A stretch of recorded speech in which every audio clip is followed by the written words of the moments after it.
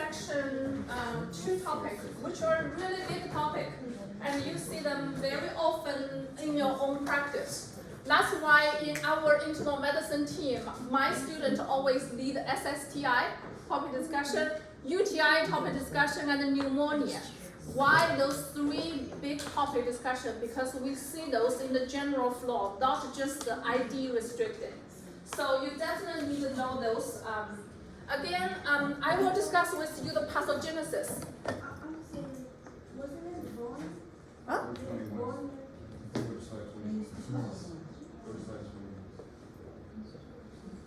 What is the question? Is it a bone lecture? Bone lecture. I have 2 PowerPoint uploaded. Today we will give 2 major lectures. One is SSTI, the other is bone and joint infection. No, there are 2. Oh, it's 2. Yeah. What confused you? It was combined. They thought it was separate. Oh, it's called the SSTI and the bone and joint infection because I divided them to 2 lectures. It is one major topic, but actually you can give 1 lecture or 2 lectures PowerPoints. So I prepared 2 PowerPoints mainly to help you understanding. They are very similar, they are also very different, okay? I will show you why. Okay, when we have those, for example, the diabetic foot infection, if the infection is very deep, you concerned of it's affect the bone. Once that concern, we need to rule out the bone. Because bone treatment, bone infection treatment, different with those skin and soft tissue infection. Because bone need a longer time to treat, 4 to 6 weeks usually. You need a concern for antibiotics may not penetrate into the bone tissue very well. That's the pharmacokinetics concept, okay? So again, I don't know if you are whenever we talk about ID, it's always, what's the pathogen? Right? Both SSTI, skin and soft tissue, and bone and joint infection. Your skin, the normal flora, always may present there. What are the normal flora in your skin, on your skin? Strep and staph. So strep pneumonia is the common pathogen to cause your upper respiratory and lower respiratory infection. And strep pyogenes. Anybody has a good one? Yeah. Let me check. So strep pyogenes, also called group A. Strep. Okay? So I need you to remember that. That's the very commonly showing in the skin and soft tissue infection.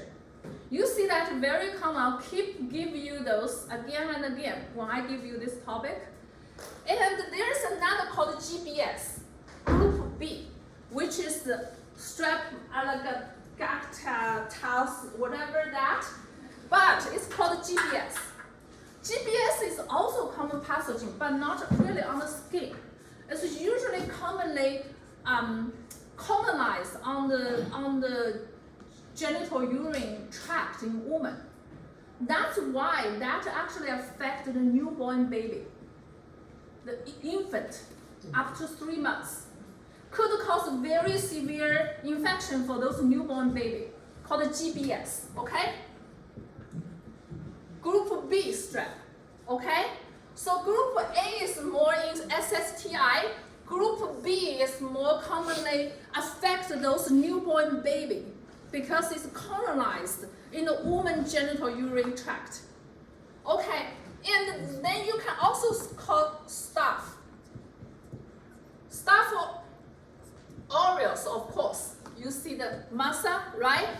MSSA, MRSA, and you also may see some called coagulase negative.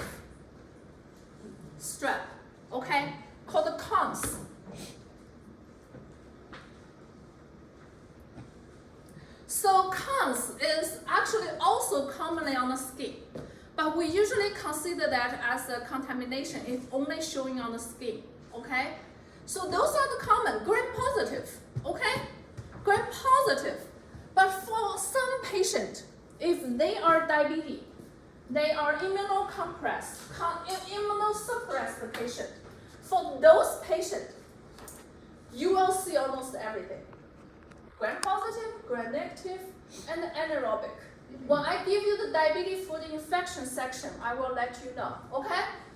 I always want to make sure you understand. You need to know what are the common pathogens, number one step.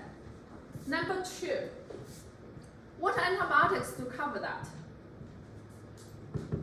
Then you can decide what's the empirical antibiotics, right? So what's the common pathogen? We always talk about those. What are the common pathogens?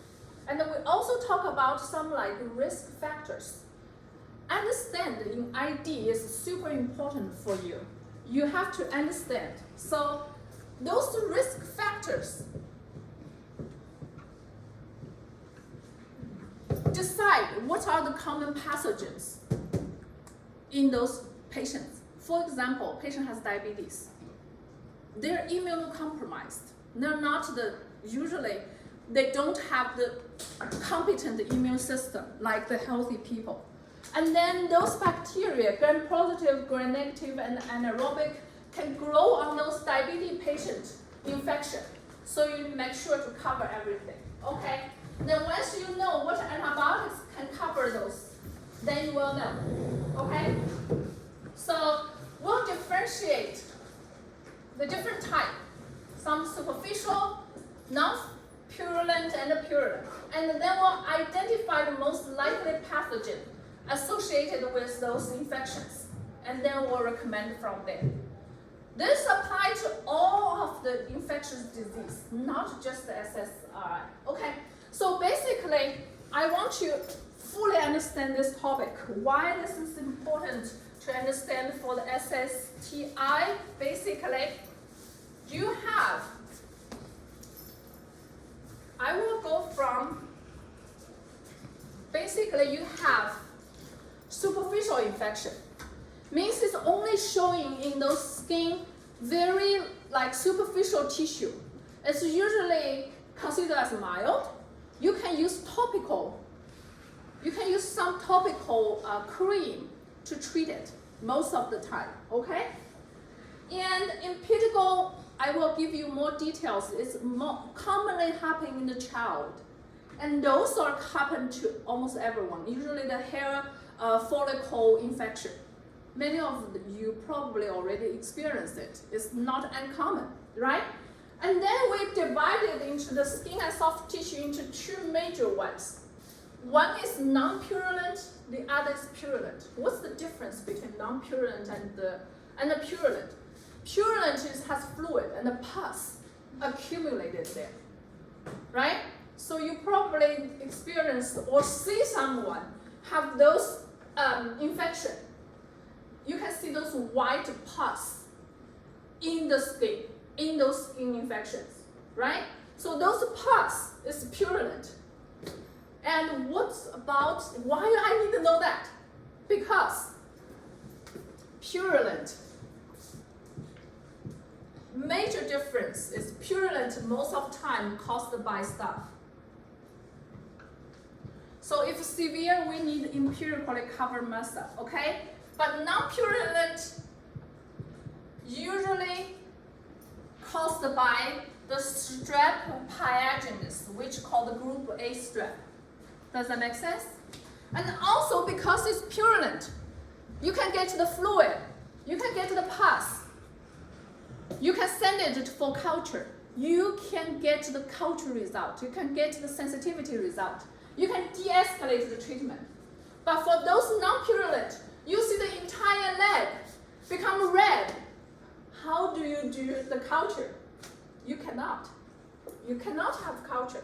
You just treat empirically. If they get better, get better. If don't, you do the differential diagnosis, you go escalate the antibiotics. That's it, right?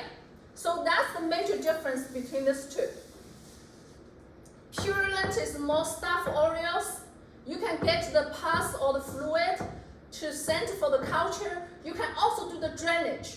You need to do the I and D, right? You don't remove those pus there. You cannot treat it. You do the source control. If they are non-purulent, you cannot get the culture. It's mainly caused by group A, also named GAS or strep pyogenes. Oh, you cannot get the culture, okay? And then you have the diabetic foot infection and the necrotizing fasciitis. We'll talk about this. This is, you can see those dead tissue, those black tissue, dead on top of the SSTI, the skin and soft tissue infection. Emergency situation, I will discuss that with you, and diabetic foot infection as well. So that's how the overview of the infection. So how we treat them. You know, the skin, we have the epidermis, nerve, and dermis, and subcutaneous tissue. So many of those infections actually affect somewhere. It depends on if they affect the dermis, if they are just superficial, or they already affect the dermis or the deep dermis. Okay? So I will give you two very similar infections. One is more superficial, the other is more deep. And how do we treat them is a little bit different. However, they are basically, mainly as you tell about your patient stable or not. The general rule to treat infectious disease is, if your patient develops the sepsis, they have the fast respiratory infection, their heart beat 120, and those are emergency. You don't care about the de-escalation. You go broad antibiotics to treat it, right? You already have the sepsis. I'm glad this semester we have the sepsis and septic shock to start. And you already know for those situations, there are emergency situations. You treat it with broad antibiotics, then you go de-escalate, okay? So we will talk about those treatments as well. Whenever it becomes severe, whenever they have those sepsis or shock, their blood pressure becomes drop, those are emergency situations. If they don't have those sepsis signs and symptoms, you ask, do they have systemic sign? I may have some skin soft tissue infection on my hand. I don't have any fever.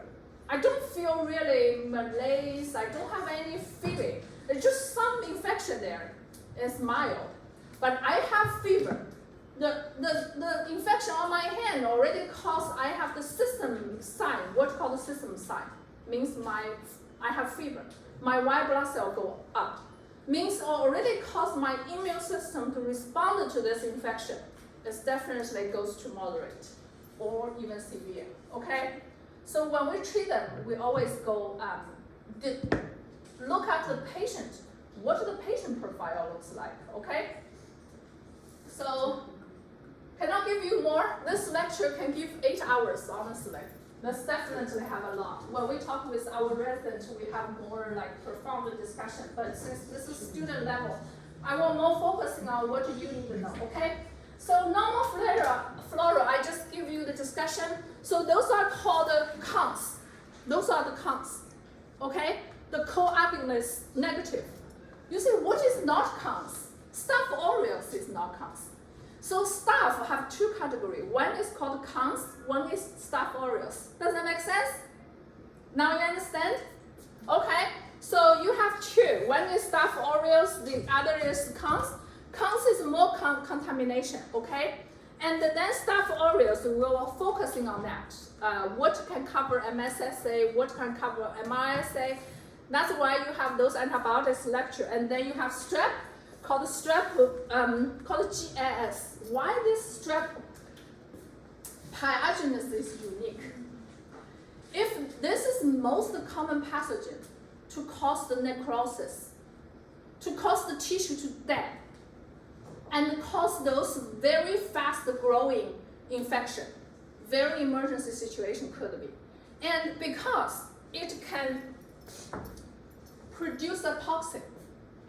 You know what is toxin? It's a protein. The bacteria were like, you want to kill me. I produce the toxin to kill you. And then they cause more tissue damage by doing that.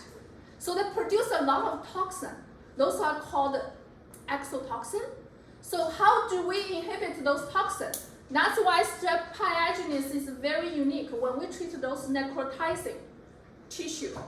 Necrotizing fasciitis, I just discussed one of the term at the beginning, right? One of the 5, superficial, non-purulent, purulent, and diabetic foot infection, and the necrotizing fasciitis. For the necrotizing fasciitis, if strep pyogenes is suspected, we add clindamycin. I will emphasize that there. What clindamycin work? How the mechanism of action? Did you have it? Did you ever see it? No? Glad you didn't see it, okay? So I can give you some clindamycin. So everything you need to know about clindamycin, this cover gram-positive only. It's very good to cover gram-positive anaerobic, okay? It's usually cover the anaerobic above the diaphragm, mainly the oral anaerobic, okay? And this medication is very good to use to inhibit the protein, the toxin producing. Why? It's because it inhibits the protein synthesis, inhibits the 50S, ribosome. It's protein synthesis inhibitor. It inhibits the toxin producing. So this is very good to add to inhibit the toxin producing for strep pyogenes. Okay. When I give you that lecture, I will show you the slides there.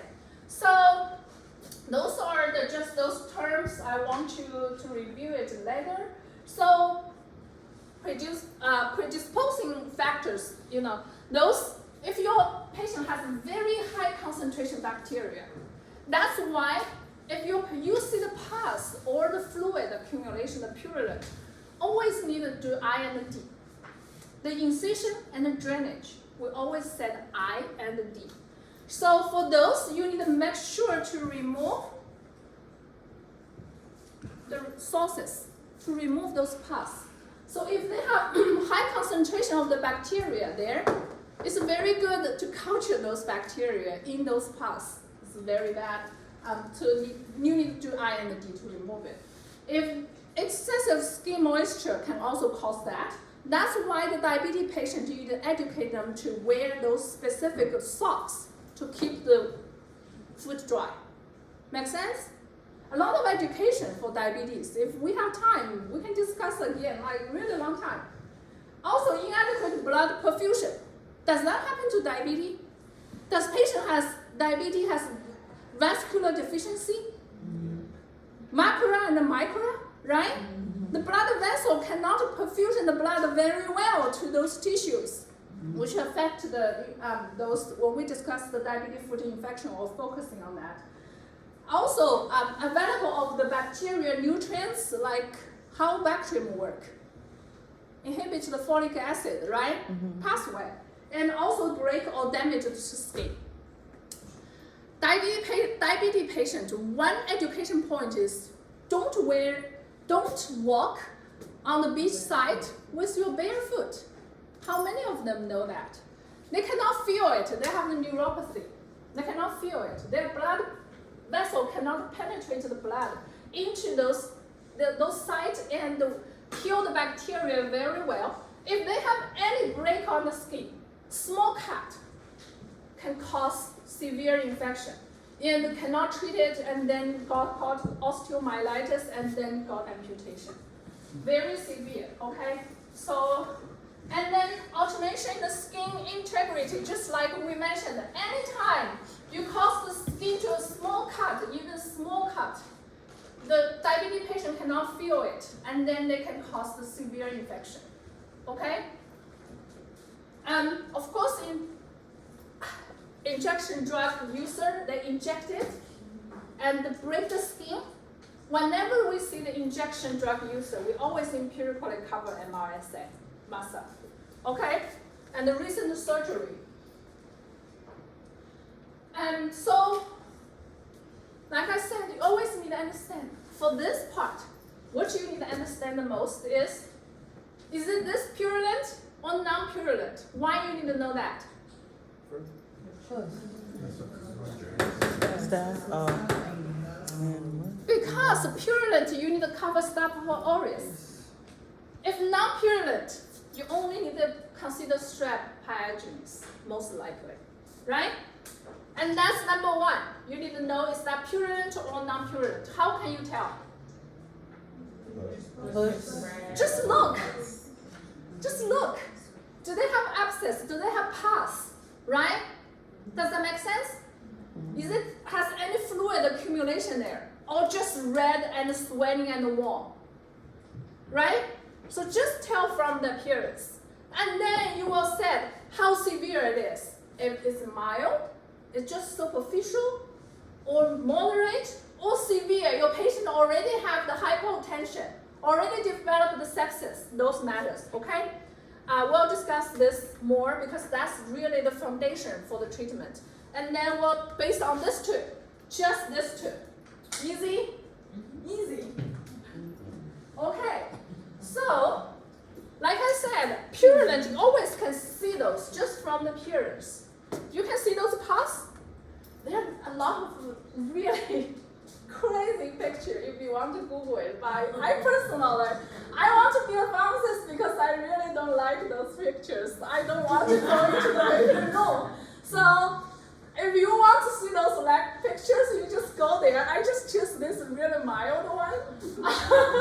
So whenever you see those pus, for this one, it's really mild. You probably won't need to do like IND. If it's already start to become more like moderate or severe, or patient already have some system signs, or they are immunosuppressed, they have some comorbidities which you concern. We'll discuss a little bit later. So for those, you need to do the IND, cut, and let it flow out. That's called the source control. Don't think the medication treatment can always, many of those times we need to consider surgery, procedure to do, okay? So for skin and soft tissue infection, here's one, IND, drain the fluid out. If needed, send it to the culture and see if we can target using the targeted treatment. So those, either follicles and carbuncle, I will give you more details about those. And abscess, and those pathogens mainly target Staph aureus, okay? And then if not pass, you see, if the entire leg looks like that, you think you can do the pig culture? Can you? No, you cannot do the culture. What you can do, you just treat like empirically, and mainly cover strep. Okay, most of the time is strep. And for necrotizing, we'll discuss more, okay, in the future. But mainly is you need to know, is that purulent or non-purulent? Then you know what's the common pathogen. If I test you, what's the common pathogen for non-purulent? Can you tell me? What's the common pathogen for the purulent? See, you passed. Okay. Dr. Wayne. I will give you one question for that, Dr. okay? Wayne. So then you will tell, is it mild, moderate, or severe? You have two steps. Number one is purulent versus non-purulent. Number two is mild, moderate versus severe. Okay? Then we'll talk about how do we treat it. So mild to moderate, you know what I remember? I don't remember from mild to moderate to severe. I remember from severe to moderate to mild. Do you know why? Severe is they failed the IND, okay? You do a drainage, they still have the signs symptom called fever and also white blood cell. And then they failed oral antibiotics. So those called severe because they failed the previous treatment. Now you should go IV, okay? And if they are immunocompromised, if they have sign of those deep infection, some of the infection, I will give you some ideas. From the appearance, it's maybe just a small red, but actually the infection could be very deep, okay? So if they have fluid-filled blister, they have skin sloughing, or they have any time they develop any infection, they develop the sepsis, cause hypotension or SIRS. Do you know what is SIRS?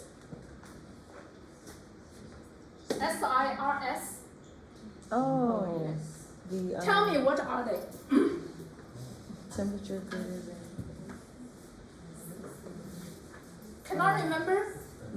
temperature greater than 104. Temperature, Greater than 104, I believe. I only remember greater than that or less than 36, right? Heart Heart rate, rate greater than respiratory rate, greater than 22 or 20, 90, yeah. respiratory rate, Greater than 22, 20. 22. I think it's 22. Hmm? 22. How about white blood cell? Oh, greater Greater than than 12K or less than 4. Okay, any of that time your patient developed those signs and symptoms, severe, okay? If they have organ dysfunction, those are all considered severe, okay? And if you're, oh no, it's actually here, 24. I okay. see, I also sometimes remember wrong. I cannot count on my memory sometimes. So if they have system signs, if they develop the sepsis, shock, if they have hypotension or organ dysfunction, you see that's called severe. But if they have any of these signs and symptoms called system signs, then it's considered moderate. If they don't have any signs and symptoms of the system sign, means their system did not even respond to this infection, so it's mild. Then we'll talk about what do we use to treat. There's some difference there, okay? So you say, do I even remember this? No, you don't. I already tell you that, right? What's purulent compared to non-purulent? It's just like you say, oh, in pitigo, it has, some pus there. It's super more like stuff. Correct. Possible is strep pyogenes, but general rule is still, if you see pus, stuff. If no pus, non-purulent, strep. Okay, that's the general rule. But for this two, we always go broad. I will show you why. We always go broad. So, which antibiotics do we use? We already talked about those. So, why is so important for us to know what are those good antibiotics to treat? Okay. So I will. This is super important. You need to remember. Okay, because it's like across the entire infectious disease section. You need to emphasize this again and again and again. Why? It's because it's just so important. You need to know. So what can cover group A strep? Penicillin group. Okay? The PenVK, Augmentin, they can all cover strep very well. Strep already increased the resistance to many of those bacteria. When you talk about the community-acquired pneumonia, it's already said you should not use doxycycline by itself for the strep pneumonia. Why? It's because it's already increased the resistance to doxycycline, to azithromycin, to those macrolide, but it's still pretty reliable. Penicillin can cover strep. Okay? Augmentin, penicillin VK, they can all use for that. Then you need to know what can cover MSSA. Why? You need to know IV, you need to know PO. Then you need to know what can cover MRSA. And those IVs and the PO. Can you name some? Okay. And, so we start from MSSA. Okay. What are those MSSA? You see there? Oh, I'm over here going off my head. Anti-staph, right? Yes. What's called anti-staph? Staph, penicillin, okay? We can use ASP, but ASP has so many antibiotic stewardship. Why we also have the P in there? But ASP, okay? Anti-staph penicillin, what are they?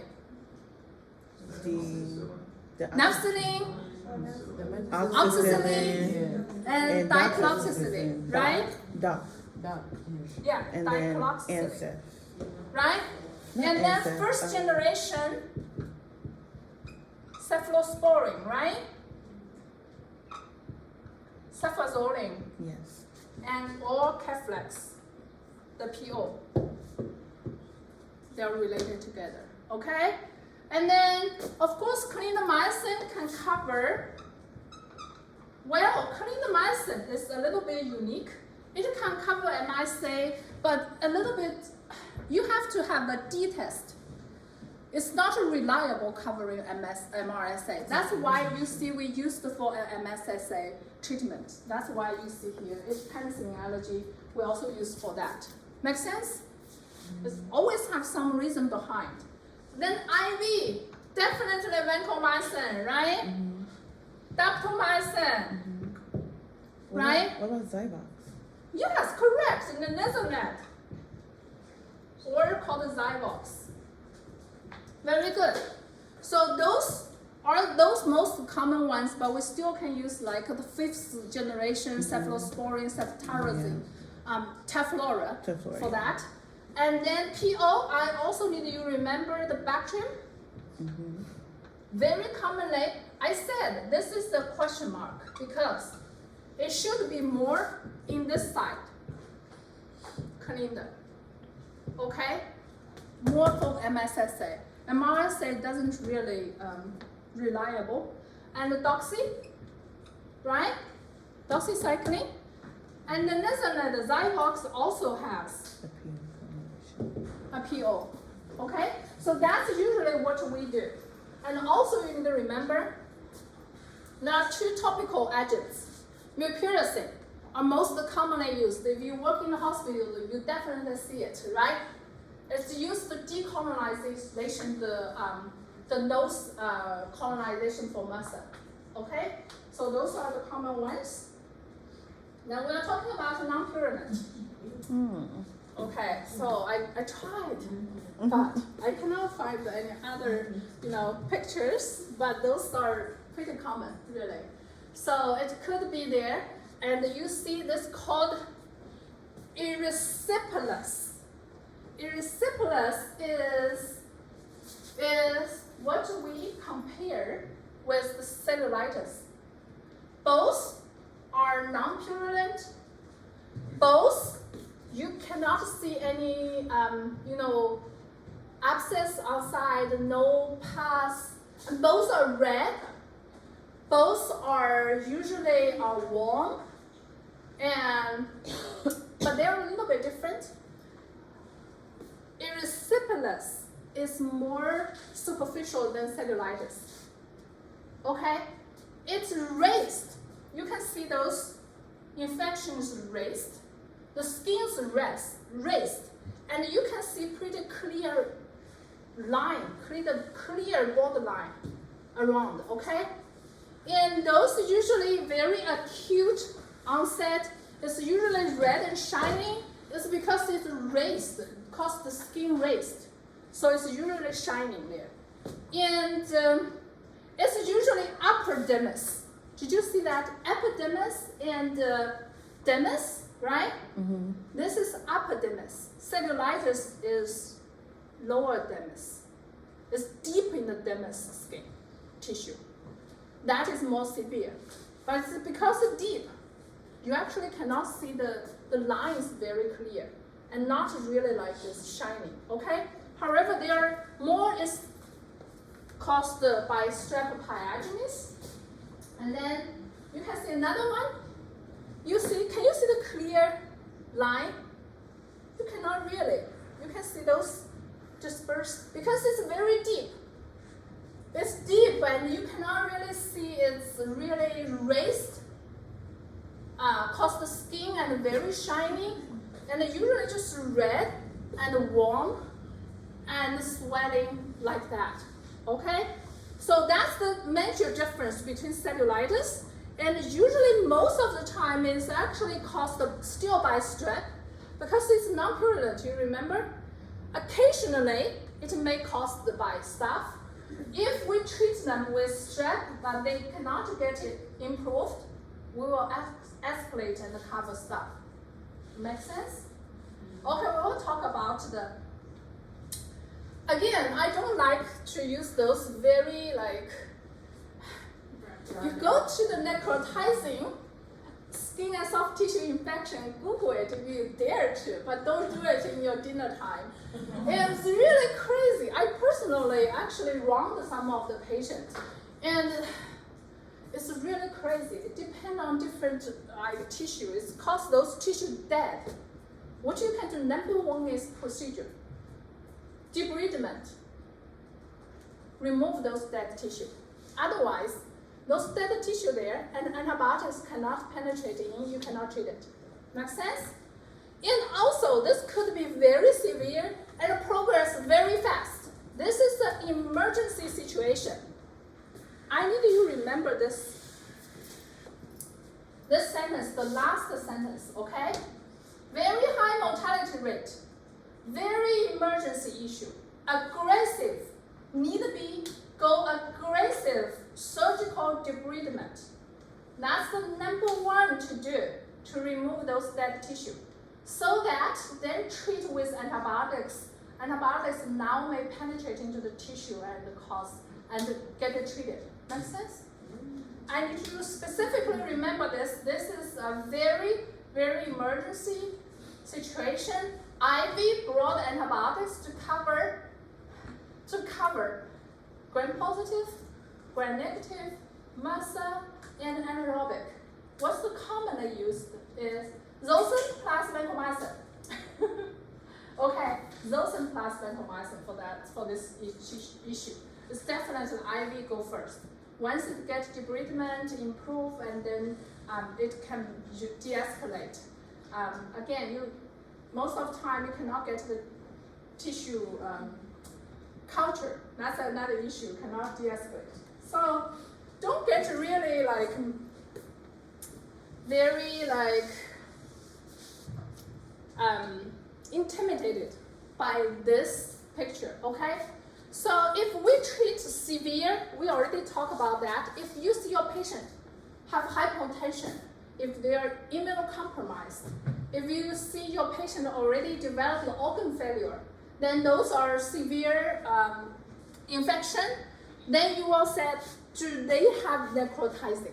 If they are necrotizing, you just immediately go broad. Vancomycin plus Zosyn, or the other broad, vancomycin plus meropenem. Okay? Vancomycin can cover all the gram-positive, including MRSA. Zosyn can cover most of the gram-negative, as well as an anaerobic. Meropenem can cover most of the gram-negative as well as the ESBL, right? So you can go with vancomycin plus all those broad antibiotics like Zosyn, like imipenem or meropenem. Why we don't use ertapenem here? It doesn't cover. It doesn't cover Pseudomonas. That's also one of the common pathogens, okay? It doesn't cover Enterococcus, but vancomycin can cover, right? It doesn't cover what else? Acinetobacter, right? So if it is necrotizing fasciitis, for sure you give more broad antibiotics to cover. But if it is not, you can still use the broad for IV. You always go IV. If severe, you always go IV. Okay? But if it's moderate, it depends on if they have risk for MRSA or not. If they have risk for MRSA, you go with the IV antibiotics. What are they?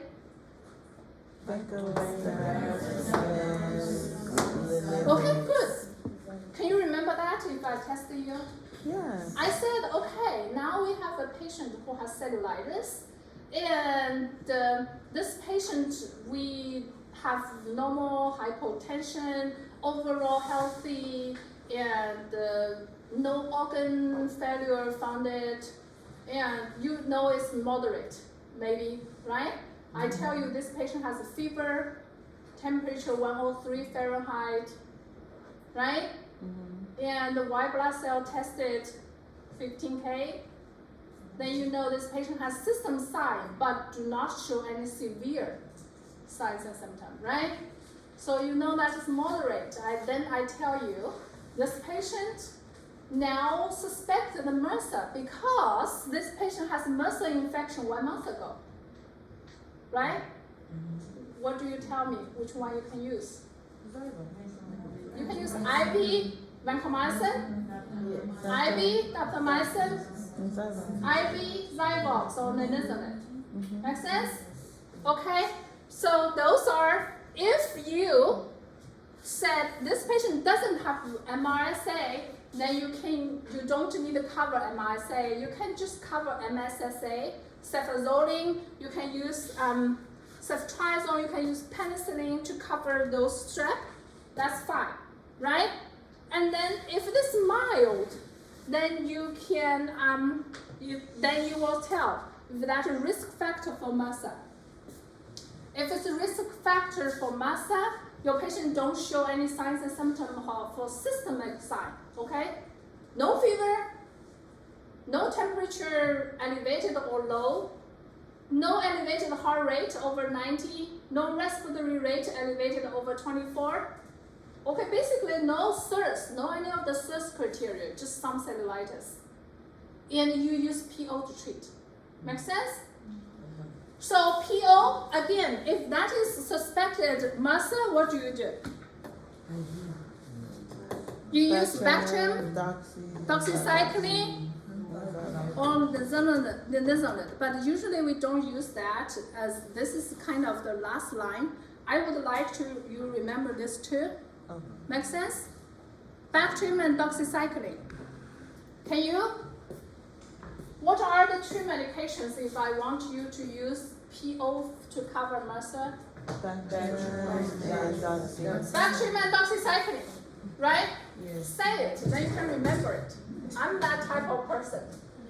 So that's usually severe. You cover broad, okay? Usually vancomycin plus Zosyn or vancomycin plus meropenem, vancomycin plus imipenem. And then moderate, you go with IV. If that is MRSA suspected, you cover IV. You cover MRSA with IV. If MRSA not suspected, you just cover strep. Okay? If that is mild, you use PO, right, to cover. Okay? MRSA or non-MRSA. Make sense? Can you remember it? It is hard every time, the first time you get exposed. So PO for mild against the strep, like I said, the most common is penicillin, okay? Penicillin still has the best strep coverage. So you can use penicillin VK, amoxicillin augmentin, dicloxacillin can cover MSSA, cefalexin can cover MSSA, and clindamycin can cover MSSA. They can also cover strep. Okay? And IV for moderate or severe, you can use the anti-staph penicillin, oxacillin, or nafcillin, or cefazolin. Okay? And then suspected MRSA, you can use doxycycline and Bactrim. Clindamycin not really have stable,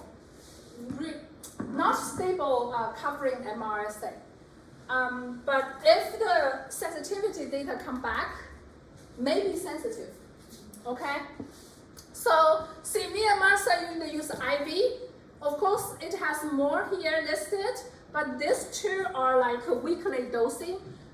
We do use occasionally for the outpatient clinic, depending on, it's very expensive. So empirical antibiotics for necrotizing fasciitis. Remember I tell you, broad antibiotics to cover MRSA, broad antibiotics to cover the negative, gram-negative, and anaerobic Zosyn, ceftriaxone plus metronidazole or fluoroquinolone plus metronidazole. You can use meropenem as well. You definitely need to cover gram-positive, gram-negative, and anaerobic. Then you need to add one. Can you remember this? What is it used for? Do you use this as antibiotics or some specific property? Gram-positive. I already write it there. Antitoxin. Antitoxin agent, okay? So if necrotizing fasciitis, because this is an emergency very aggressive infection, it could progress very fast. It's eating the tissue very fast, cause more necrotizing tissue. It's definitely the number one. Do what? Which procedure? Surgical debridement. Okay, can you remember this term? The surgical debridement to remove the dead tissue, okay? And then you can go with gram-positive, including muscle coverage, and the gram-negative and anaerobic, and using antitoxin agent, clindamycin, okay? That's the key. So clindamycin is 50S bacterium ribosome inhibitor, inhibits the protein synthesis. Those toxins are protein. So you suppress the streptococcal pyogenes, the toxin, and also cytokine producing, so that to inhibit cause antitoxin, because those toxins can cause more tissue damage, cause more necrotizing. So this is usually traditionally added. Once it's confirmed it's not strep pyogenes, we'll remove it. But if it's confirmed it's strep pyogenes, we will add it there. Okay? Make sense? And this is never used as a monotherapy. We don't use as the antibiotics effect. I just tell you the antibiotics for this one is mainly used for gram-positive and gram-positive anaerobic. Do you get what I mean? Gram-positive anaerobic mainly stay in your mouth, usually colonized above the diaphragm, okay?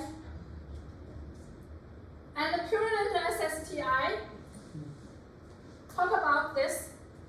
If you have kids, you probably see this before. This is very contagious. If the child stay in the daycare, one child have it, maybe spread it to the entire class. And mainly cause the strep or staph. Most of the time is at MSSA. And most of the time, because they have some like blisters like this, and then it will break and then cause those honey-colored crusts. Remember that it's honey-colored crust. What you can do is non-pharmacologically, you can use those wet water soap to soap that. Otherwise, those crusts there, if you use topical antibiotics, the antibiotics may not reach the infection area. Does that make sense? You use those warm water soap to soap it and to make it soft and then remove it, and then use the topical topical form for those infections so that it can reach the infection site. What's the name? Can you remember mupirocin? Mupirocin is one of the common one. It's called Bactrim. Can it cover MRSA? The answer is yes. Yes. Why? We use this most common use. Of course, this is one of the common use. Most common use in hospital is we give this for those patients who have colonized the muscle in their nose. They're just colonized. Then we use this to treat them for 5 days to decolonization. Okay? So yes, usually use the topical form is okay.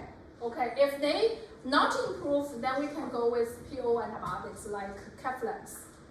Okay? Then This is also common, right? Not really uncommon, I would say. So basically, it's if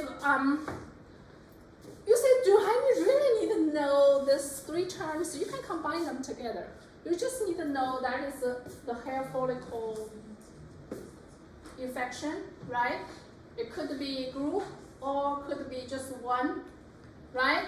So what you can do is pathogen is still, guess the pathogen. What is strep, staph? Staph, right? Most common staph. And what you can do, if they're not really like carbuncle is like a group, then you probably need to do I and D to remove each of those, okay? And then use topical, could use topical. But if they have system sign, then you need to treat system using Keflex. Do you know what I mean? Mild, you use PO, or just do I and D. You don't even need antibiotics. Make sense? Yeah. And topical form may be also used for those, but if they have system sign, what do you mean? What do I mean system sign? Did I wipe it out? Yes. The source. Okay. Okay. If anytime they have system sign, that means they're already kind of invasive to more deep tissue. Your immune system already responded to it. That's when they have the system sign. Then you need to treat it with the system antibiotics. Keflex is the choice. Can you remember Keflex for this one? If I give you a patient who has system sign, I tell you that patient has a fever. Can you remember this? Okay, good. So, abscess. Again, this is one of those really mild pictures, but you have to aware. What you can see here is maybe just this. You don't see those under skin. It could be very deep. So anytime they have abscess, number one is what procedure? I&D, incision and drainage, right? Incision and drainage. And then you want to evaluate the MRSA risk factor. The MRSA risk factor, you need to remember. I probably won't test you, I didn't write the question, I didn't get time to write the question. If I write that question, I will let you know, I will put it in the LC. But this one you need to remember for your future practice. We evaluate our patients all the time to see if they have muscle risk, to decide if we want to go muscle on coverage or not. If they have nasal colonization of muscle, yes. If they have prior muscle infection within past year, you see 3 months ago, this patient has an infection, and Staph aureus muscle grow in the sputum culture, right? That's called a past infection with muscle. If they have recent hospitalizations, why? Because we have so many pathogens. Muscle is one of those in our hospital floor, everywhere. I probably most likely, if I send my nasal sample for testing, most likely it's muscle positive as well. Because you stay in the hospital, you stay in the environment. It's just very difficult. So if they're hospitalized, they possibly get colonization there as well. If they have recent IV antibiotics within 90 days, then yes. And then IV drug user, for sure, every time we cover the muscle. Those are the common risk factors. Okay, so how do we treat it? Number one is possibly if they are mild, they don't have any system signs and symptoms, just go I&D alone. Means most likely those infection is not deep. It's most likely superficial. So if mild, you can just go I&D alone. But treatment for those patients, if they have the comorbidities which listed here, you need to go IND and antibiotics, which means if they don't fail response, if they have IND, although they originally was mild, and then next day after the IND, they developed a fever. They developed some respiratory symptoms, heart rate increase. Then you probably need to add the PO antibiotics.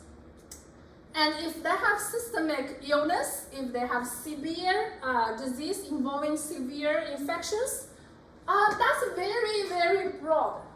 How can you tell if you have a cancer patient on chemotherapy again? If you have HIV patient who has immunodeficiency, if you have a transplant patient who are on immunosuppressant, basically any of the time they have the immune system deficiency or suppressed, you treat them go more escalated. I would say you go with antibiotics because they may develop severe symptom later. You know, for the COVID patient, it's a similar mechanism for all of our patient treatment. If they have those comorbidities which affect their immune system, then we'll treat them more like aggressive. If you have COVID patient, if I have COVID, tested positive, I don't have any signs and symptoms, even I request monoclonal antibody, they won't give it to me. I'm like, no, you're not the high-risk patient. But if you have a transplant patient who are tested positive, they don't show any signs and symptoms, we still give them monoclonal antibody to prevent the disease to go progression. Does that make sense? Similar. If they have those disease state, immunosuppressant, or advanced age, 80, 90 years old, you cannot afford the failure. So you give them more, like you give them IND and also antibiotics. Does that make sense? So once you understand those philosophy, it's honestly, ID is more rationale. We can find a lot of rationale in this treatment. So outpatient PO antibiotics, we already reviewed that, right? I only need you remember Bactrim and doxycycline. Can you do it? Okay. So like I said, clindamycin may be not reliable, but if we treat them outpatient, they're not really that severe enough. There's some moderate fevers. You monitor them, you give them a PO, and they get improved. That's fine. But usually, why clindamycin is not reliable? Let me tell you. It's because if you culture clindamycin, even it's showed sensitive. If Staph aureus showed sensitive to clindamycin, but if it's resistant to erythromycin, you say why erythromycin? Because the scientists found evidence. If it's resistant to erythromycin, your bacteria may induce the resistance to clindamycin. Do you get what I mean? Yes? No? That's why clindamycin is not that reliable. It's called induced resistant. Okay? Then we have to use the D-test. If you go to the RxPrep book, it will give you more details. So you will use that called D-test to test it. If positive, then you cannot use clindamycin. If it's negative, means it won't induce resistance to clindamycin, then you can use it. And then here, I need you to remember at this time, vancomycin, linezolid, and daptomycin. Clindamycin, honestly, we barely use that for master inpatient IV treatment, but again, same philosophy. It possibly fail, okay? So how do we treat the purulent infection? What should you cover? Staph aureus, right? Still the same. If you cover the purulent, then you need to empirically cover some of the massa. Because Staph aureus, the most common pathogen to cause the pus, to cause the purulent infection. Okay? So if it's severe, then you go IND, you go IV antibiotics. If it's moderate, you go IND and go PO antibiotics. If it's mild, you probably just go IND. But if your patient has those risk factors, immunosuppressant, HIV patient, you may still need to go pure antibiotics after IMD. Make sense? Okay, so what do you go with purulent severe antibiotics? You cover muscle with IV antibiotics, right? Vancomycin, streptomycin, linezolid. Okay. If you're moderate, what do you do? Like 3 doses. PO muscle coverage. Vaccine, doxycycline, possibly clindamycin. Okay? But I need you to remember specifically Bactrim and doxycycline. Okay? So I don't want you like go climb too much, but climb one step at a time. If I give you more in the future, I will emphasize that in the future. So this is like a broad, like a coverage chat. I noticed this very well covered. Tell you how to do. So you can review it. Non-purulent, purulent, like this superficial. You can go with the topical antibiotics, right? And then very brief coverage. I'll tell you what's the common pathogens, what's the signs, and what is the lesion looks like. Also give you those pictures. Very good summary chat. So diabetic foot infection. We're a little bit behind, but I don't want to go too fast. So definition is, well, diabetes. Tell you why diabetes patient has those very commonly defined develop the infection. We already talked about that a little bit. Because they have neuropathy. Yeah, because they have neuropathy. If they have a big hole on the toe, can they feel it? No. We educate our patients to physically check their toes, check their foot every day. Physically see it. They may not feel it. They don't feel painful. They don't feel painful. Even have a big hole. That's why I see several times I have older patients in a little bit altered mental status.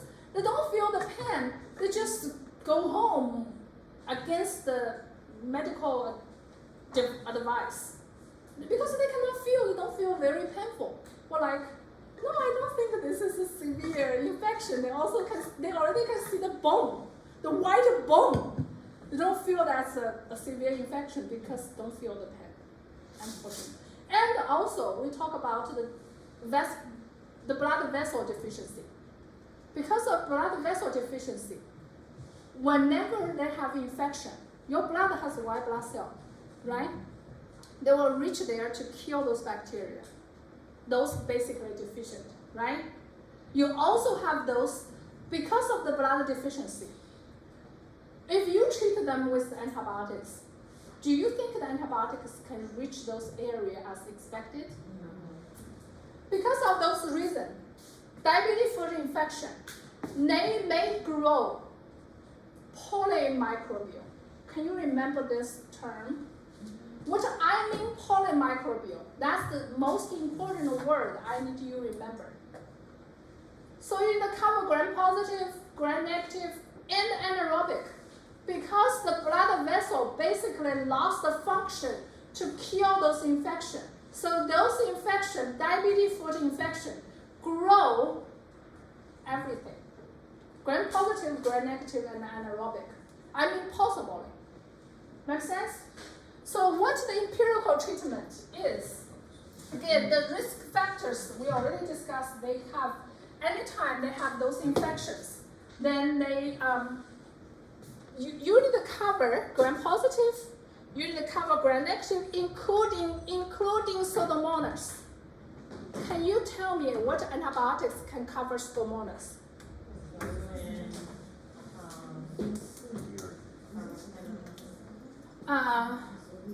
In penicillin group, you only have one, right? Which one?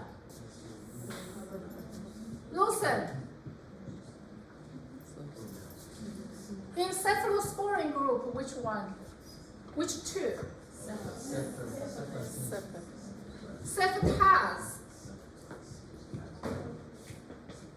Cefepime.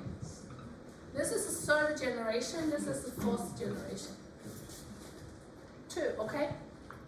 And then the entire carbapenem group, all of them except ertapenem, right? Can azetulinum cover Pseudomonas? The answer is yes, but not reliable. We can use that as a second antibiotics to cover, but don't use that as a monotherapy to cover Pseudomonas. Maybe not reliable. Okay? That's one group we call the beta-lactam. Then you have another group, which are those others. So when you talk about hospital-acquired pneumonia, you either choose one from here, right? Then choose the second one from the other group. What are they? The fluoroquinolone group, except moxifloxacin, right? And what else? Aminoglycoside. All the aminoglycoside can cover. Then colistin. Sorry, I cannot. I think I cannot write. Okay, so one from here, one from here. If you need double coverage for Pseudomonas, does that make sense? So that's how you do. So you need to know, make sure to cover gram-positive, gram-negative, and anaerobic. If you use Zosyn or meropenem, they already can cover anaerobic. If you don't use Zosyn, you can use ceftriaxone. No, cefepime plus what? Flagyl. Flagyl can cover anaerobic, but I'll give you more, okay? Don't want to show you this, but it just like clinical presentation could be very severe. You may see those very deep infection. For those deep infection, you need to consider the bone, if bone involved. We'll talk about in the bone and joint infection. So basically, okay, I have a quick question. Where do you find if all the guidelines for infectious diseases, most of the guidelines? IDSA, okay? So for the HIV or STDs, those go to CDC guideline, okay? So basically, diagnosis you already know. If a patient has diabetes, and then they have clinical presentation of the foot wound, and then you can do the deep tissue culture, not the superficial. The superficial, you will see a lot of contamination, the normal flora. Make sense? So those the superficial tissue cannot do the culture. Then you need to do this, mainly. You need to use the MRI to rule out if bone involved. If bone involved, you need to go with longer treatment with the IV antibiotics mainly. Because the pure antibiotics cannot penetrate in the bone very well. We'll talk about that a little bit. And do not treat the clinical uninfected wound, because some of the older patients may have those ulcers, which are chronic, which is not infection. And you should always do the drainage and the debridement to remove those dead tissue. Any abscess there need to be removed. Okay, local wound care and also control, mainly control the hyperglycemia. They have the hyperglycemia, which cause more infection risk. Bacteria like those blood glucose, okay? So also immobilization and the pressure of those infection wound and give antibiotics. So I need you to remember, usually duration for mild is 1 to 2 weeks. If severe is 1 to 3 weeks. If it's osteomyelitis, 4 to 6 weeks, if bone involved.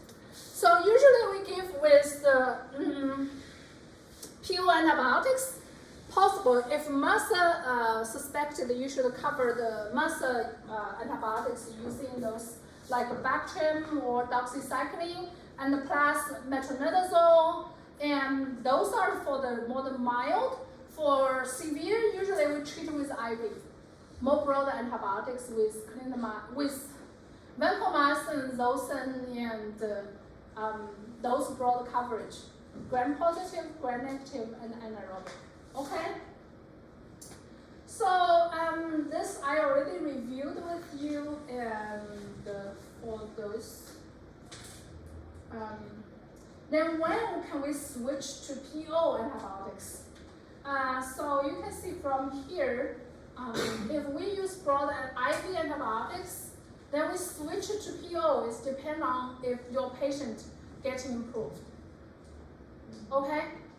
Does their system, do they still have fever? Do they still have the thirst criteria? Do the white blood cell go trending down? Those are the criteria you evaluate to PO. Okay? So we will go quickly for the joint infection. So bone and the joint infection.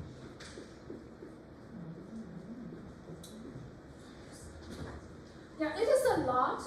It was originally divided into 2 lectures, but because you have 2 mental days, so that's actually limited our lecture time, so which is not good. So you want to see the osteomyelitis in the clinical presentation. Actually, I removed the septic arthritis. I'm sorry, because this is a little bit, I oversaw that. So basically, we'll talk about osteomyelitis and the prosthetic joint infection. Okay, so we'll also review how to diagnose the bone and joint infection and talk about that in the diabetic foot infection. You need to remember we use MRI to rule out the bone involvement. Okay? If you rule out the bone involvement, you just treat the diabetic foot infection. If cannot rule out the bone involvement, you need to treat it as the osteomyelitis. Make sense? Again, the common pathogen. So osteomyelitis is inflammation and infection in the bone. So MRI will detect the bone if they get the bone distraction, so that to see if need to treat for osteomyelitis. So there are 3 common pathophysiology. One is called hematogenous. What does that mean? Means you have some blood, some bacteria circling in the blood that cause the infection in the bone. If the blood is circling in the blood, it could go anywhere, right? It circles to your bone, and then those bacteria growing there cause the infection. Commonly seeing those children, because they have growing bone, they have higher blood circle into the bone, and the bacteria very easily to retain there and cause the infection. And vertebral osteomyelitis maybe in the adult patient. And contagious means those bacteria reach bone via those local infected tissue. What comes to your mind? Diabetic foot infection. The foot has those local tissue get infected, and those bacteria will get into the blood and circling into the blood and then cause the bone infection. Another way is directly affect the bone, invasive to the bone. And inoculation is reach the bone by trauma or the puncture wound. So if they have a trauma patient have car accident, then those bacteria may penetrate into the bone and cause the bone infection. Okay?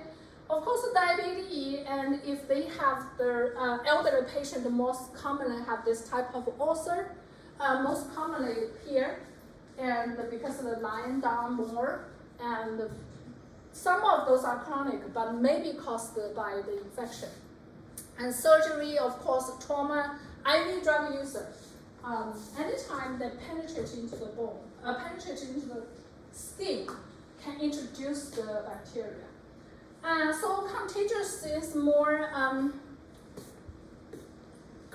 more older patient, greater than 40, not older, okay? Maybe I offended some of the people. And so through the blood, it's usually in those younger patients, okay? So, but you say, why I didn't know that? Basically, treatment-wise, because it's via the blood, hemato is blood. Hematogenous osteomyelitis usually is monomicrobial. So usually you only see one. And also the good thing is, if you draw the blood culture, for those, before you start antibiotics, most likely you can get the culture back, positive. And then you can de-escalate and target the treatment. And if it's contagious, what do we talk about diabetes foot infection? Do we talk about that is polymicrobial? Yes. Yes. If it's polymicrobial, then you need to consider staph, Pseudomonas, anaerobic, right? So that's why I said it's actually very, many of the philosophy are same. So I need you to remember this biofilm. What is biofilm? Sometimes the bacteria like, no, I don't want to stay by myself in the blood and I don't have friends. I want a family. So they form a family and live together in their house. They build a house. And for those houses, it's very difficult for the vancomycin to penetrate, called biofilm. So many bacteria can form this biofilm, but Staph aureus is the most common one. Did you have the endocarditis lecture? Yes? Yes. So if they have prostatic valve, what do you caution? What do you do? You add the rifampin, right? Yeah. Why you add the rifampin? Rifampin is very good to penetrate into their house and then open the hole there and penetrate. You know, they just open a door and let vancomycin to get in, to kill. Okay, so if you see Staph aureus growing in those prostatic valve or prostatic joint infection, okay, definitely need to add rifampin. If they have prostatic joint, why prostatic are easy to form this? Why? Because prostatic, are they the external material or our natural material? Yeah, those external material are very easy for the bacteria to adhere to those surface and build their house there. Does that make sense? So prostatic valve, you should add rifampin. Make sense? And Staph aureus, the most common one to cause this biofilm, and definitely need to add rifampin to open a door there to let vancomycin to get in and kill those bacteria. Does that make sense? Remember the biofilm, okay? And remember the prostatic valve, you need to add rifampin. Prostatic joint infection, need to add rifampin, okay? Do you understand? And the clinical presentations is pain, red or swelling on those osteomyelitis area. But if for those chronic, especially those old people, they may have a very subtle clinical presentation. Sometimes because those, like we just discussed, the neuropathy, they don't feel it. Okay, but chronic, possibly very subtle, but otherwise cause very acute, like painful, red and swelling. Okay, imaging, did you see I highlighted the MRI? That's the best way to see the bone involvement. Anytime you get bone involvement, MRI can rule out if bone involved or not. Okay, and then could use CT to guide those biopsy of the tissue. Okay, PET scan could be used, but you need to remember MRI. And the laboratory test, all the inflammation marker. CRP specifically related to bone, it could be elevated. It could also be used to guide the infection treatment. So if see it trending down, it most likely patient improve, okay? And then, of course, white blood cell and the ESR, those are so-called inflammation marker. But CRP is more related to bone infection, okay? Microbiology, we really want to get some cultures before antibiotics use. Why? Do you want to use those broad antibiotics to treat 4 to 6 weeks for your patient? Nonsense, no. Okay, we really want to get the culture before we treat with antibiotics. You probably ask, what if we already treat the patient? If patient is stable. If patient is stable, they don't have hemodynamic issues, we may stop antibiotics for a week and draw blood. So we really want to know what's the bacteria involved. So we can target the treatment. We don't need to use those long-term broad antibiotics to treat it. Does that make sense? Because you treat it so long, 4 to 6 weeks or even longer, okay? So pediatrics, did you remember this? GBS? Did I mention that? Yeah, for the newborn baby. Newborn baby are most commonly to get this GBS, and also it has screening for the pregnancy woman. Nowadays, if the pregnancy woman go to the regular screening, if they have GBS, colonized, may not cause the pregnancy woman sick, but can cause the newborn baby sick. I recently attended an ID case presentation. Texas Children's presented a patient. I was sitting there, I feel so sad. Because that kid, that little baby, just born like 2 to 3 days.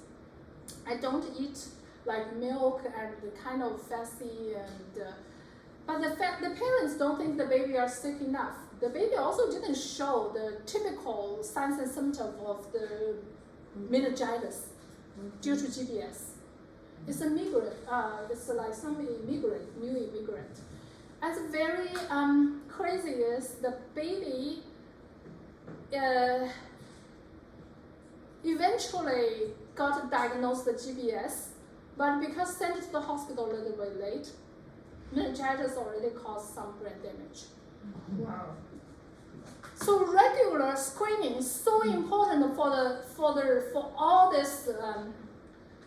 Next Monday we'll talk about UTI. So this is not uncommon in the hospital case. We see a lot of cases. I think that case was from somewhere last year or the year before. They presented now just to discuss with us some of those cases. You know, some UTI patient, you know, the pregnancy woman, they're a unique population. Some antibiotics are safe for them, some are not. And they need to go regular screening for bacteriuria. You don't treat if they don't have symptoms. When I talk with you for the UTI, I will give you more focus on that. If they don't have symptoms, you usually don't treat the UTI. They just colonize the bacteria there. But for pregnancy women, you always treat it. You don't treat it, cause the fetal risk of infection. GBS is one of the most common colonized bacteria that can cause the newborn baby sick. So unfortunately, can cause them like the severe pneumonia, the severe meningitis. Because a newborn baby cannot tell you, I feel headache, right? So unfortunately, some of those newborn babies' disease are very important to know. Like I said, we always, for the newborn baby, you can treat with cefagin, right? Or ampagin. You can use ampicillin. You can, for this case, if you want to cover some MSSA, then you need a cefazolin and anti-staph penicillin. But you may also choose ampicillin and gentamicin. I didn't list it here. You know, so But you don't give ceftriaxone for the newborn baby, right? Why? Increase the bilirubinemia, cause hyperbilirubinemia. So I promise you, when you come to the clinical practice, you are getting very excited because you really see a lot of patient case, and when you get exposed to more and you solve those, sometimes just read the notes and you can learn a lot. A lot of different patient cases. And children less than 5 years old, what is called a HIV vaccine cover. I already put it there. Haemophilus influenza. Haemophilus is that one of the common pathogens to cause the pneumonia, right? Community-acquired pneumonia, cause the acute bronchitis, because it's the most common pathogen also colonized somewhere on your airway. Make sense? Right? So cefazolin or cefuroxime can be used to cover the Haemophilus. Even those resistant ones, then you will go with the third generation. Okay? So if they are not vaccinated, then you want to use the cefuroxime because the first generation may not good at cover that. First generation is more for what? Gram-positive, right? Yeah. So children greater than 5 years old, then you, especially for those teenagers, they need to consider Neisseria gonorrhea if they are sexually active. So for those, then you need to go with ceftriaxone for the Neisseria gonorrhea, depending on their history. But otherwise, you can go with those just the MSSA coverage. Okay. Still, they are very similar to the SSTI. You should cover the staph and the strep. If their MRSA is suspected, then you need to cover MRSA. So strep and the staph. Make sense? Why you divide the age? Because if they are younger age newborn baby, they have those GBS risk. If they are older, especially the teenager time, if they are sexual active, then Neisseria gonorrhea maybe need to cover. Make sense? So adult antibiotics treatment. So if adult, I don't really expect you to really know this, just for your interest. So if IV drug abuser, we cover Pseudomonas, we also cover MRSA. But then I want you to know, if you have osteomyelitis, specifically for diabetic foot infection, patients most commonly have this, you go with broad antibiotics. If the deep tissue swell can come back with culture, and you know the sensitivity, then you can de-escalate. Make sense? If I tell you that, you just choose the broad antibiotics for me. If I tell you the sensitivity, do you know how to choose it? Yes, right? If I tell you this grow E. coli, and then I tell you that is sensitive to meropenem but resistant to all the cephalosporin, then most likely it's a ESBL, you just choose the meropenem. Whichever sensitive. For student level, that's it. Make sense? Yeah. So I won't make it super hard for like the clinical practice level, it will be super hard. So if acute, you treat 4 to 6 weeks. If chronic, you may go longer. That's why occasionally when you do some medication, you ask the patient, they're on long-term antibiotics suppressant for those chronic chronic osteomyelitis. But for acute, you remember 4 to 6 weeks. How long do you treat diabetic foot infection? Mild? Moderate? Severe? Usually 1 to 3 weeks, depend, okay? But if they go involved, become osteomyelitis. Then you need to treat 4 to 6 weeks. Make sense? Longer, you need to remember the duration, okay? So how do you choose oral antibiotics? We already, I think, should go with this first. Already mentioned that. I would say many of the antibiotics don't have a good penetration into the bone. Can you remember this? That's why we prefer to use the IV antibiotics at the beginning time. Okay? So you see, some of the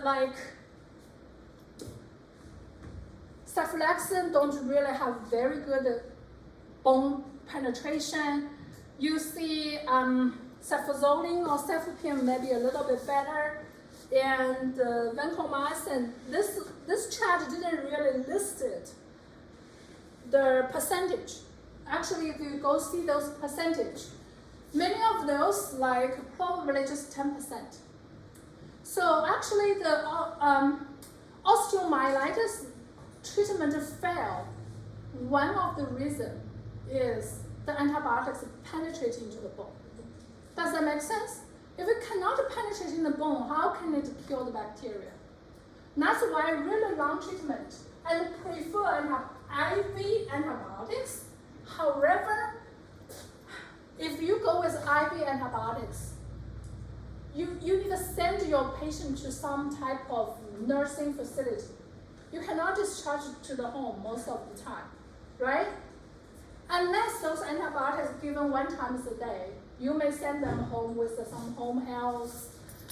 But you definitely want to say, can I switch them to oral antibiotics? The answer is yes, but you have to be very careful. You need to make sure they respond to the IV antibiotics, they're getting improving at the beginning time. Make sense? You treat with IV antibiotics, make sure they improve, and then you use some oral antibiotics to treat. And then you make sure they really take those antibiotics. Okay? So, what are those oral agents you can choose? One of them, if you see in your own clinical practice, a tip is possibly fluoroquinolone. So why? It's because fluoroquinolone has a very good oral absorption, very good bone penetration. That's probably the very few situations we use to treat long-termly for the patient, because you have a very minimum choice with the very good bone penetration, very good oral absorption. Although it has some side effect, okay? Benefit versus risk. So that's the situation. So some patients, if they have very children with good clinical response, you can switch them. And if those patients don't have diabetes, don't have peripheral vascular disease, you may switch. Why you don't switch diabetes? What did we just discuss? You already concern the antibiotics to reach the site of infection, because they already have blood vessel deficiency. They already have very low antibiotics to reach the site of infection. Now, on top of that, you want to use oral antibiotics, which even lower that percentage. You want to set yourself to fail. So those are just some thought process. So prosthetic joint infection. This is very, very similar to the prosthetic valve infection. Like I just said, because of the antibiotics because of the bacteria may form those biofilm on those prosthetic, which is external material, not your natural material. So you want to add rifampin for those. And also, prosthetic joint infection is, if you get infected, probably consider to do the replacement, to remove it and get a new one. It's not like the heart. The heart valve is more difficult to replace. Make sense? So risk factors, of course, the obese patient, they have higher risk. Why? Because their joint bear more weight, right? And cause those joint damage, then cause those joint replacement, and then cause the infection. And diabetes foot infection, if they already have some joint comorbidities like arthritis, rheumatoid arthritis, those chronic inflammation can cause those joint damage, and then replaced with prosthetic valve, then cause infection. Immunosuppressant cancer procedure duration, the longer the procedure duration, the longer the infection risk. Why? You open those wounds, open it to the air, 4 hours compared to 24 hours. Which one is it to get infection? Of course, the longer you expose them, right? So post-op complications, some of the post-op, they already have some, more drainage, the purulent drainage, which already indicate they have the infection. If they have prior arthroplasty and septic arthritis. So those are all increase their risk.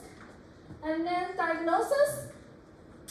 So some of those diagnoses you have to aware in the clinical practice. I don't diagnose the patient, of course, but those single is your physician will tell you, I physically see this patient. I know what is it. So sometimes I provide some suggestions to de-escalate the antibiotics or something. I tell them, I suggest this, but it's always based on your clinical decision when you evaluate the patient. When I see the patient, they know I don't physically see every patient. You know what I mean? So clinical presentation, sometimes just purely by the clinical presentation, you diagnose the patient. If the patient has prosthetic valve infection, they have the active drainage sinus tract. That means they have the infection. If they have the purulent drainage, they have the infection.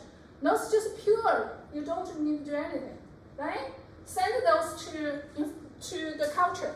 Those just based on the clinical signs and symptoms. If they have acute onset of the painful, usually they have those replacements. They have chronic pain. You know what I mean? If they already replace those joints, they have chronic pain. But now the pain suddenly become more severe. They previously already can walk like normal. Now they cannot bear more weight. What does that mean? Something wrong. Okay. And the labs, again, we can use those inflammation mark like CRP specifically and the ESR for the diagnosis, which indicates some inflammation, but not specific. Image can use radiograph, and we can also, like what we do for the other disease, the infectious disease, send the culture, send the biopsy to culture to get what maybe possibly grow there.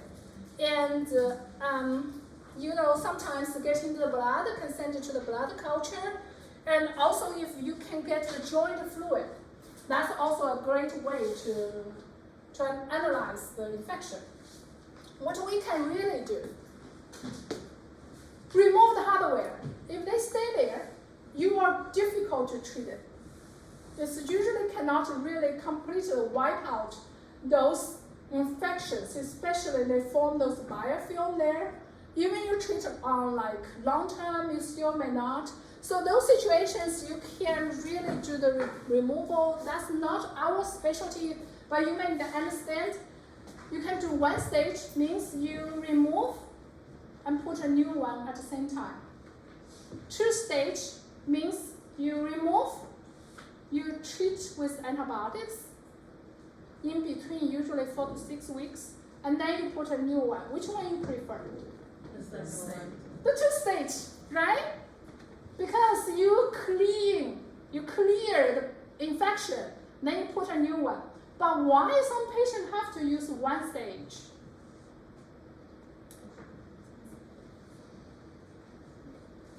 You use 4 to 6 weeks in between. What if I have an 80 years old patient who have some severe anemia, which may not tolerate those big procedures for twice? Okay, we do see those patients. Some of the patients may not tolerate those big procedures. They may have some major bleeding before in the procedure time. So those are benefit versus risk time. Of course, this is preferred. You remove the older one, you treat it with antibiotics 4 to 6 weeks, and then you put a new one. Tell me, if you remove the older one and you treat it 4 to 6 weeks, do you need to add rifampin there? Yes. No! No, this is a tricky question. I just want to trick you. No, not because I want to trick you, but I want why? Because you remove the prostatic valve, because your bacteria basically no surface to form the biofilm. Why you need to add the rifampin there? You don't have the prostatic valve there. It's empty. You treat 4 to 6 weeks, you don't need to add a rifampin. Okay? Then you just you put a new one. So I asked some of our P4 students and the residents, they really can answer that too. But when I tell them answer, they suddenly like, whoa, I know. So negative rationale. So role of the surgery you already know. I want to test you. Basically, you know, it's very important. Also in the last slides, you see that we sometimes they put this bead. Those are the antibiotics bead. And put in those empty place to help to kill the antibiotic, to kill the bacteria. Make sense? Okay. Do you have any question for me? Any question? You're welcome to ask. Okay, so I will have intra-abdominal infection recorded for your Wednesday, and we'll give you some assignments, and we'll have some quiz on Wednesday as well. And it will due by end of Wednesday, 11:59. Okay?